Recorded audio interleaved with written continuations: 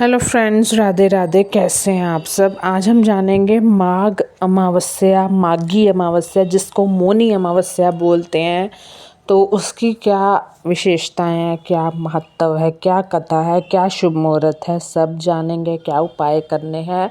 जैसे आपको पता है अमावस्या जो माघ मास की है वो बहुत अध्यात्म रखती है, धार्मिक है, तो इसे हम मौनी अमावस्या कहते हैं। क्यों माघी अमावस्या भी कहते हैं। शास्त्रों में इसे सभी अमावस्याओं में सबसे फलदायी पवित्र माना गया है, क्योंकि धार्मिक मान्यता है ना, कि धार्मिकता है कि इस दिन जो पवित्र नदियां हैं, विशेषकर गंगा से स्नान करने से प्रमुख या समस्त पाप धुल जाते हैं इंसान के, और उससे मोक्ष की प्राप्ति होती है।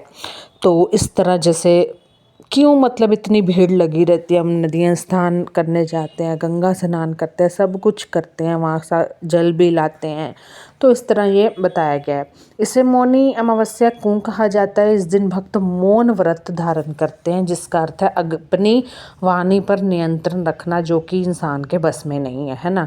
अंतर मन से ईश्वर की साधना करना। आपके साथ साथ मैं अपने आप को भी कह रही हूँ, कभी कुछ चीज़ें निकल जाती हैं मुंह से, चाह के उसे रोक नहीं सकते।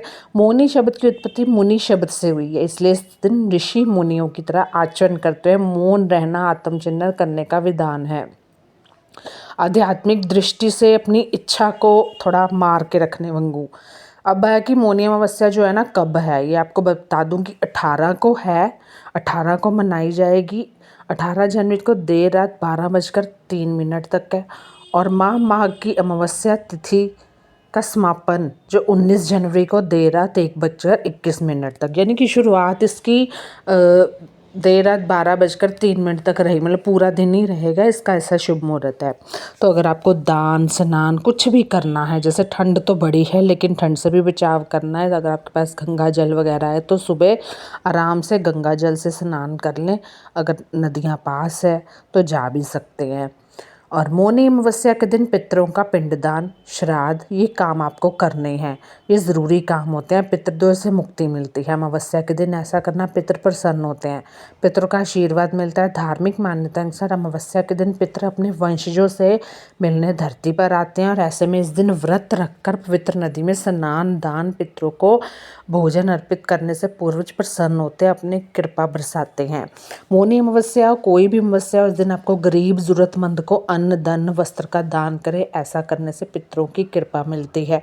मौनी अमावस्या के दिन अगर आप गंगा स्नान नहीं कर पा रहे हैं तो घर पर ही, जिसमें मैंने बताया आपको, गंगा जल मिलाकर स्नान कर लें, और अच्छे से अपना शुद्ध हो जाए। अपना घर तो वैसे राफ साफ हर रोज ही रखना चाहिए। अब इसके उपाय जान लीजिए। मौनी अमावस्या पर आपको पितरों का तर्पण करना और फिर पीली चीज़ों का दान करना है, और दान हमेशा उसको करें जो उसका महत्व जाने, जिसको ज़रूरत हो।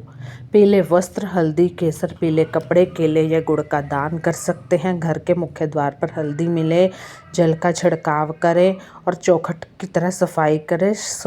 शाम सुबह सरसों के तेल का दीपक भी जलाएं। मौनी अमावस्या के दिन भगवान विष्णु की उपासना के साथ साथ आपको पीपल वृक्ष का पूजन करना है, वहाँ दीपक जलाना है, जो कि आपको विशेष फलदायी देगा। ये आपको दान वगैरह बहुत करना है। अब बात करते हैं इसकी कथा की। कांचीपुरा नाम में ना शहर में एक देव स्वामी नामक एक ब्राह्मण रहता था। उसकी पत्नी का नाम धनवती और पुत्री का नाम गुणवती था।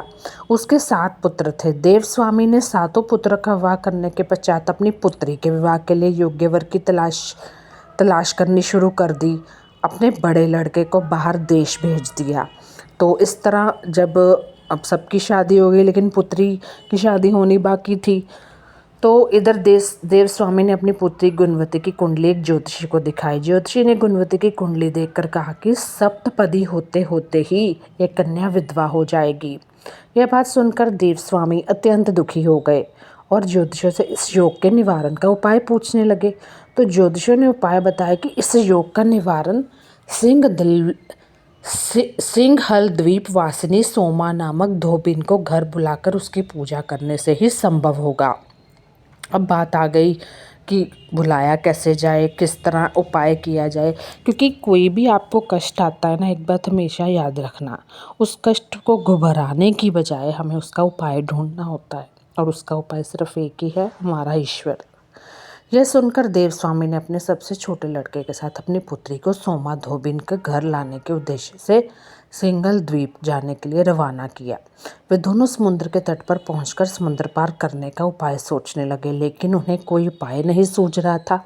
थक हार कर दोनों भाई बहन भूखे प्यासे एक वट वृक्ष की छाया में उदास होकर बैठ गए। अब ये जो वट वृक्ष था, इसके एक खोह में गिद्ध के बच्चे रहते थे। वह दिन भर इन दोनों को परेशान होते हुए देख रहे थे। शाम को बच्चों की माँ उनके लिए कुछ आहार लेकर आई और उन्हें खिलाने लगी, लेकिन गिद्ध के बच्चों ने कुछ नहीं खाया और अपनी माँ से कहा कि इस वृक्ष के नीचे आज सुबह से ही दो भूखे प्यासे प्राणी बैठे हैं, जब तक वह नहीं खाएंगे हम लोग भी नहीं खाएंगे। इस तरह उन्होंने, गिद्ध के बच्चों ने अपनी माँ को इस तरह आग्रह किया। तो जैसे होता है ना, बच्चों के मन में बड़ी दया होती है, आप एक बार देखना, बहुत दया दिखाते हैं उनमें, किसी तरह का निस्वार्थ भाव से दया होती है उनमें। बच्चों की बात सुनकर उनकी माँ गिद्धनी को दया आ गई। उसने दोनों प्राणियों को देखा और उनसे पास जाकर, आपकी इच्छा मैंने जान ली है, ये कहा।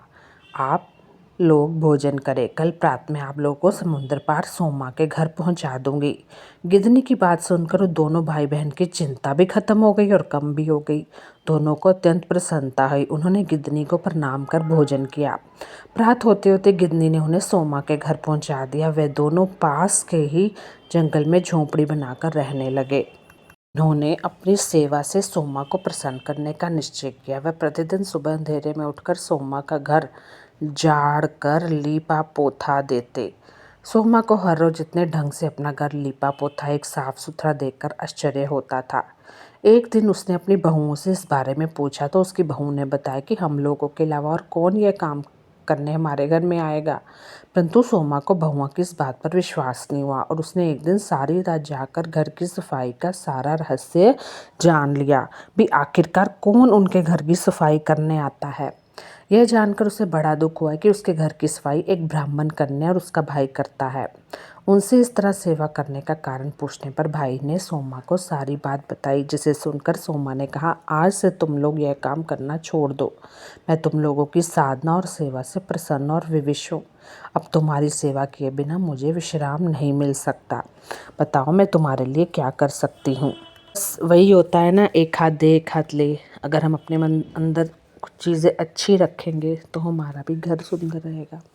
सोमा उनके आग्रह पर दोनों के साथ घर जाने को तैयार हो गई। प्रस्थान करते समय उसने अपनी बहुओं से कहा कि यदि मेरी अनुपस्थिति में किसी की मृत्यु हो जाए तो उसके शरीर को नष्ट ना करना।